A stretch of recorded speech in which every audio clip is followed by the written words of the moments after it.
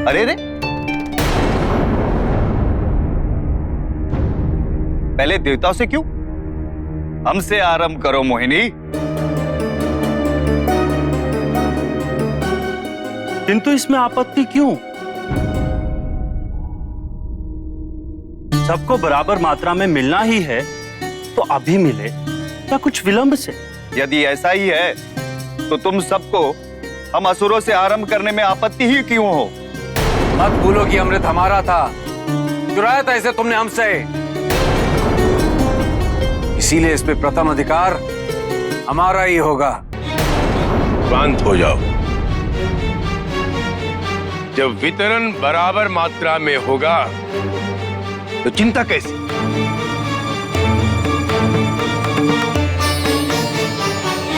और फिर मैं तो निष्पक्ष हूं, ना असुर मेरे हैं और ना देवता। कृपया धीरज रखिए।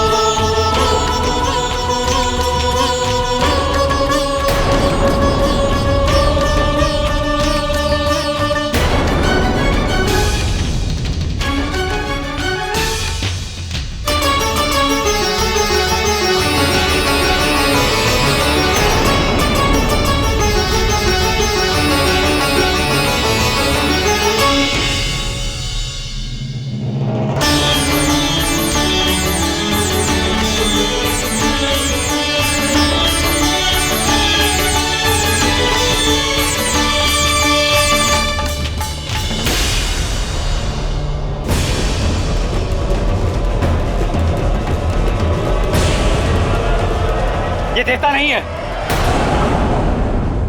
असुर राहु है।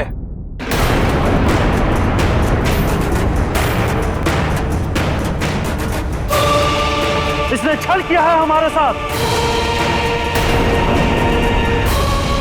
नारायण, राहु,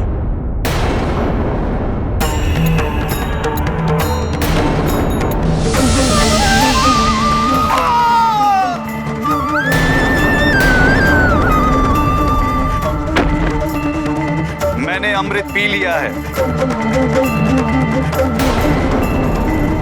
अब मेरी मृत्यु नहीं हो सकती। किंतु तुम्हारे कारण मेरी जो ये दशा हुई है, अब मैं तुम्हें क्षमा नहीं करूंगा।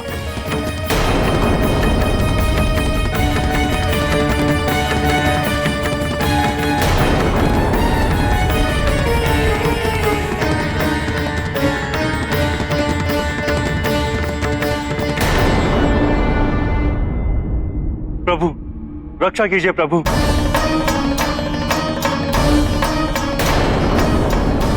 हे प्रभु, हम आपकी शरण में आए हैं, न्याय कीजिए प्रभु। नहीं प्रभु, राहु ने नारायण को छलने का प्रयास किया है और अब ये हमारे पीछे पड़ गया है और अपनी इस दशा का दोष हमें दे रहा है। तो उसमें अनुचित क्या है? तुम दोनों ने ही तो शोर मचाया था। तो क्या मूक बैठा रहता? शांत।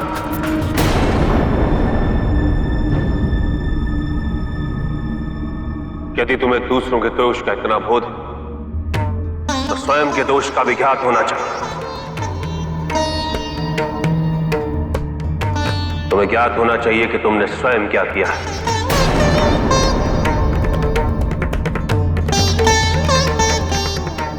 राहु ने छल किया,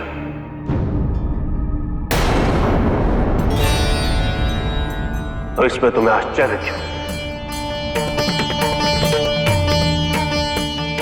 तुमने तो मंथन का आरंभ भी असुरों के साथ छल से किया था।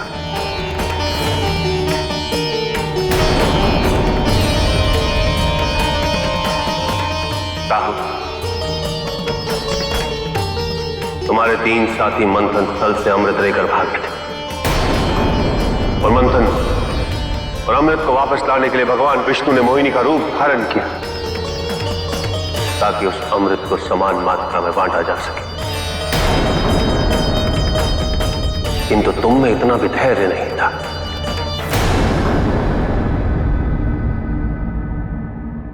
तुमने स्वयं भगवान विष्णु को छलने की योजना बनाई। तुम तीनों मेरी शरण में आए तो न्याय अवश्य होगा। दोष दोनों का है तो दंड भी दोनों को मिलेगा।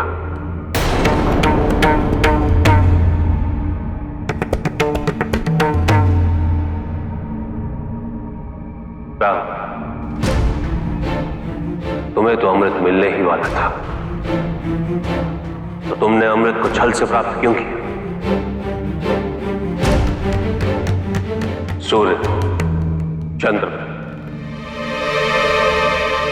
यदि राहु अमृत ग्रहण कर लेता तो उसमें आपत्ति क्या थी?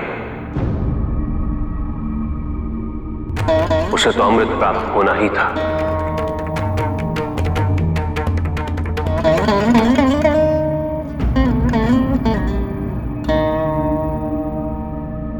राहु, तुम अमृत का सेवन कर चुके, इसीलिए तुम अमर हो। किंतु भगवान विष्णु के दंड के कारण तुम इसी अवस्था में रहोगे।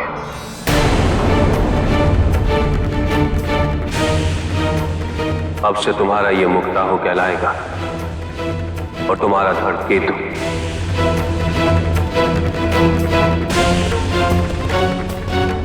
चंद्रदेव और सूर्य, आप दोनों के कारण राहु की यह दशा,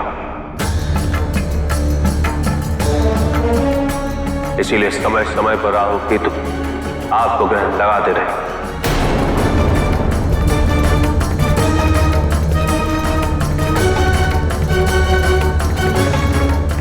और जब भी ग्रहण लगेगा आप दोनों अंधकार में डूब जाएं। किंतु प्रभु, यदि हम पर ग्रहण लग गया तो उसका दुष्प्रभाव पृथ्वी पर होगा और वहां का जीवन अस्त व्यस्त हो जाएगा। दिन और रात का संतुलन बिगड़ जाएगा प्रभु। हाँ, वही अधिकता। महादेव की बात पूरी तरह सुने बिना ही आप दोनों निष्कर्ष पर आ गए।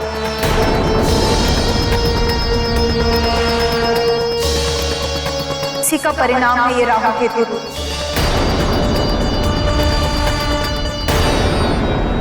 राहु केतु द्वारा जब भी ग्रहण लगेगा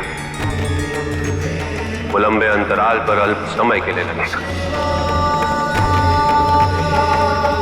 इससे सृष्टि का संतुलन सदैव बना रहेगा।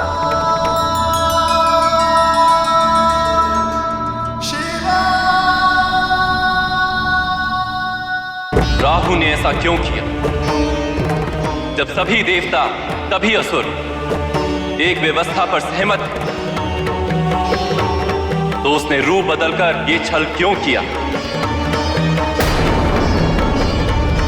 ना केवल देवताओं को छला, अपितु असुरों को भी छला है। नारायण, असुरों का नेतृत्व मैं कर रहा था। ये मेरी असफलता है कि मैं असुरों को नियंत्रित नहीं कर सका, उन्हें एकमत नहीं कर सका। मैं अपनी भूल स्वीकार करता हूं, क्योंकि असुरों ने समुद्र मंथन के पश्चात छल किया है। इसलिए मेरी आपसे विनती है, आप हमें दंडित कीजिए और हमारा दंड यही है कि सारा अमृत देवताओं में वितरित कर दिया जाए।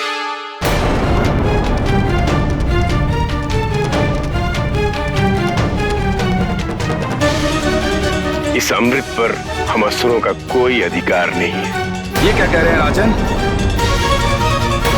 एक राहु की भूल की सजा हम सारे असुरों को क्यों? मुझे कुछ नहीं सुनना। मैं ये अमृत कलश देवताओं को सौंपता हूं।